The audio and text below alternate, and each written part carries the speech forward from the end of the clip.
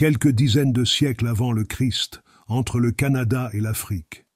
Une tribu d'Hominien est agressée par des sauvages. Le combat fait rage. Il ne laisse que quelques survivants. Mais le feu entretenu par la tribu s'éteint dans sa fuite. Hantée par cette disparition, elle va chercher avec quelle brutalité à le reconquérir.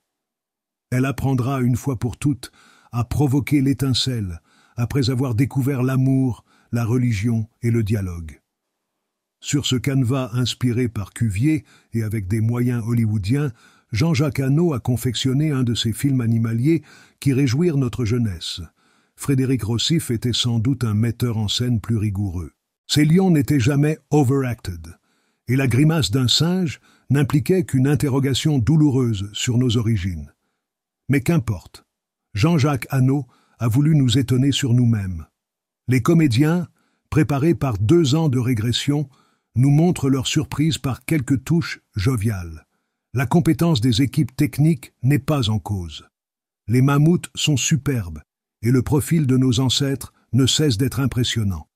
Desmond Morris et Anthony Burgess ont mis dans La Guerre du Feu tout le dévouement dont ces romanciers de l'humain sont capables, mais rien n'y fait. A.M. Cioran le suggère, un silence abrupt au milieu d'une conversation nous ramène soudain à l'essentiel. Il nous révèle de quel prix nous devons payer l'invention de la parole. La Guerre du Feu n'aura pas lieu.